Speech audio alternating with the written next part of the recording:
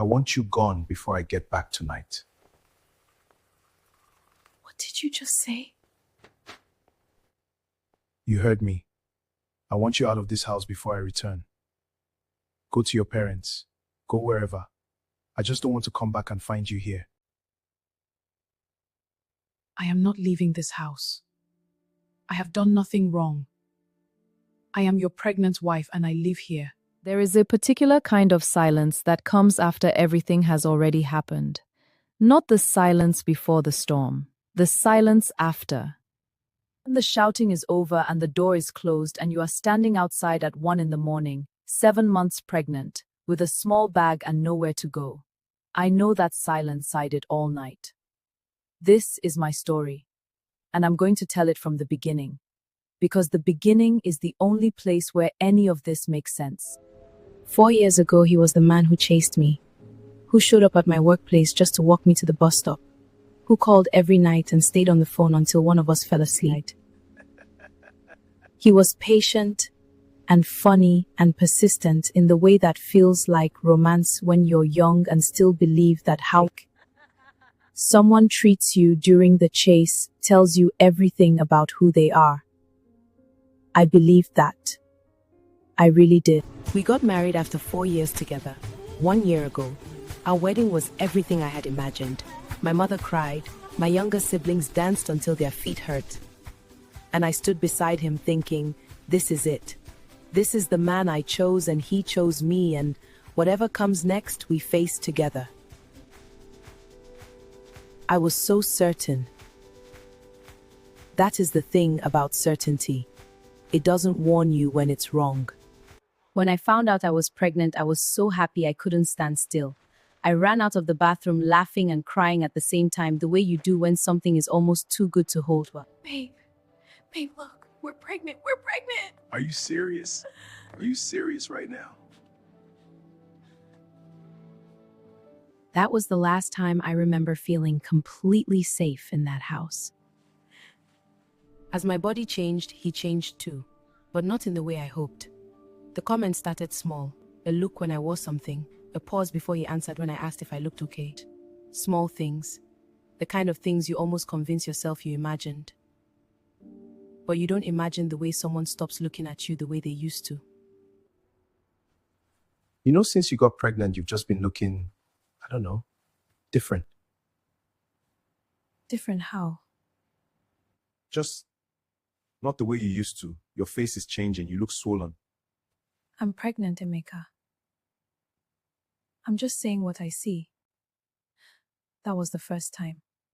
I told myself it was nothing, that he was adjusting. I made excuses for him before he even asked me to. After that first time, the comments never stopped. They just got worse. He called me ugly. He mocked my nose. He said my mouth smelled. He compared me to other women. Every day there was something new, some new part of me that had become unacceptable to him. I cried almost every day of this pregnancy, not because of the pregnancy, because of him. He made me ashamed of a body that was doing the most miraculous thing a body can do, growing a life, his life.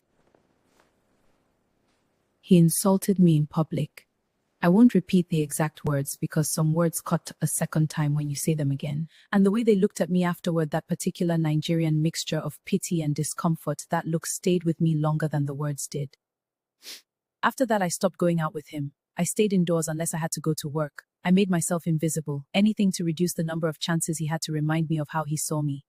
Let me tell you specifically what he said, because I think it matters that it is said out loud. He told me I was ugly. He said my nose had spread. He said my mouth smelled. He said he regretted marrying me. He said he would never have married me if he had known I would look like this. He said my face scared him. He said these things not once, not twice, daily, to a woman who was 7 months pregnant with his child. I want you to sit with that for a moment, because I had to sit with it every single day. You should just go back to your parents' house. Honestly. What? I'm serious. Just go. Your face is scaring me these days. I can't even look at you properly. Emeka. I am 7 months pregnant. With your baby. I know that. I'm not saying permanently. I'm just saying go for now. You'll be more comfortable there. I contributed to the rent of this house. I'm not going anywhere. That was the first time he said it. It would not be the last. He said it every day after that, like a campaign, wearing me down word by word, day by day. I want you gone before I get back tonight. What did you just say? You heard me. I want you out of this house before I return. Go to your parents. Go wherever. I just don't want to come back and find you here. I am not leaving this house. I have done nothing wrong. I am your pregnant wife and I live here. I decided not to go because I had done nothing wrong, because I contributed to that rent, because I was 7 months pregnant. He didn't come back until 10 p.m. I sat in that living room and waited because I had nowhere to go and I had decided I was not going to be the one who left. Not like this. Not without at least making him look at what he was doing. When that door opened, something in me knew. The way you sometimes know, before anything is said, that whatever happens next is going to change everything. I thought I told you to leave. And I told you I'm not leaving. I've done nothing to deserve this. You want to start? Okay, let's start. Look at you. Just look at you. You think I want to come home to this every day? To your pregnant wife, yes, that is exactly what a husband comes home to. Don't give me that. You know what I mean. You've let yourself go completely. You don't look anything like the woman I married. I am growing your child, Emeka. What exactly did you expect? Just go. Please, just go. But before we go back to how it all began, pause for a moment, like this video, follow and subscribe. And also tell me where you are watching from. I want to know who is sitting with me for this story. Don't forget to drop your thoughts in the comment section. I need you to go. Right now. It's 1 in the morning, Emeka. I am pregnant. You should have thought about that before you refused to leave when I asked you nicely. You didn't ask me nicely. You have never spoken to me nicely in months. Not once. I stood outside my own home at 1 in the morning, 7 months pregnant, with a small bag and nowhere to go. And the street was so quiet. And the night was so dark. And I just stood there because I genuinely did not know what to do next. I didn't call my mother. I sat on a wall outside the building for I don't know how long. Just me and the night and the baby moving inside me, completely unaware of what was happening outside. I talked to the baby. I said, I'm sorry. I'm going to figure this out. I'm going to get us somewhere safe. Just give me a minute. Eventually, I found somewhere to stay for the night. A neighbor. A woman who asked no questions and just opened her door. Don't talk yet. Just sit. I'll make tea. You're safe here. Whatever it is, it can wait until morning. She didn't ask me a single question that night. She just made tea and put a blanket over me and let me cry until I had nothing left. That woman saved something in me that night. I don't know what exactly, but something. Yes, she's here. She's sleeping. He threw her out last night. No, she doesn't know yet. I didn't know how to tell her. She needs to know the truth, Mama. It's not just about her looks. There's a woman. There has been a woman for months. He wants her out so he can bring this other one in. I heard everything. And the world, which had already been turned upside down again. Let me call you back. How long have you known? I suspected for a while. I only knew for certain last week. And you didn't tell me. I didn't know how. You were already going through so much, and I thought, who is she? A woman from his office. It's been going on for about 4 months, since your pregnancy started showing. He had not stopped loving me because I looked different. He had stopped wanting me in that house because someone else had taken my place in his plans. Every thought, the nose, the smells, the ugliness, every single one had been a tool. Not an honest reaction. A campaign.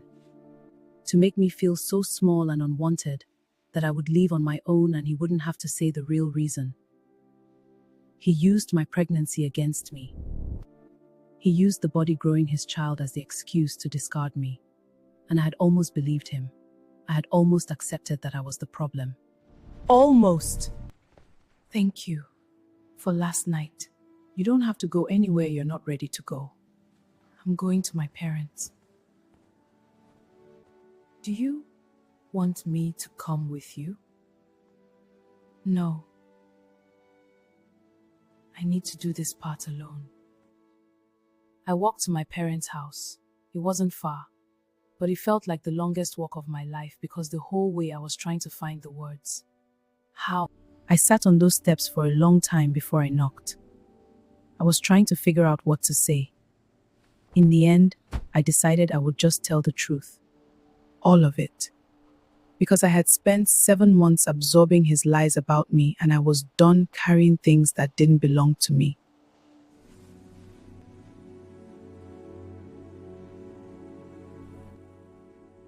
I didn't have to explain anything in that first moment. My mother just held me. And I cried in a way I hadn't let myself cry through any of it.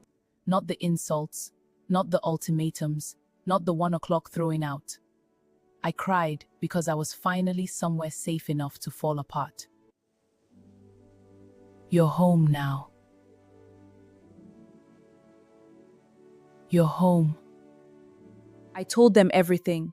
The insults, the daily cruelty, the public humiliation. Being told my face scared him. Being told to leave. Being thrown out at 1 in the morning. And then the woman.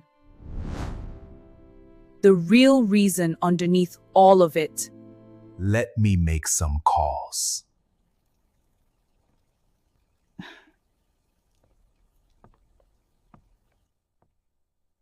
You did nothing wrong. I need you to hear that. You did absolutely nothing wrong. I need you to hear that. You did absolutely nothing wrong. Hearing my mother say that you did nothing wrong was the first time since the pregnancy started that I believed it complete. I want to talk directly to anyone watching this who has been told by a partner that your body is wrong, that the way you look is a problem, that you have become ugly. My body grew a human being. My nose spread because my blood volume increased during this pregnancy. My face changed because my hormones changed. My body did what pregnant bodies do. It was not a failure. It was not ugliness. It was biology doing exactly what it was designed to do. And any man who looks at that, at the body of a woman carrying his child, and sees something to mock and use as an excuse to bring another woman in, that man is not struggling with your appearance. He is struggling with his own character. I haven't spoken to him since I left. I don't know yet what comes next. What I know is that I am at my parents' house, and without conditions. I will spend the rest of my life making sure you know by someone who doesn't put conditions on their love. That is my promise to you. Right now, in front of everyone watching.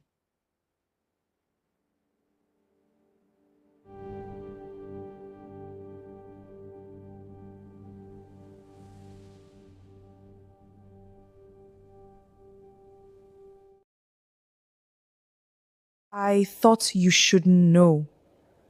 Sandra Okonko, visibly pregnant, recent post.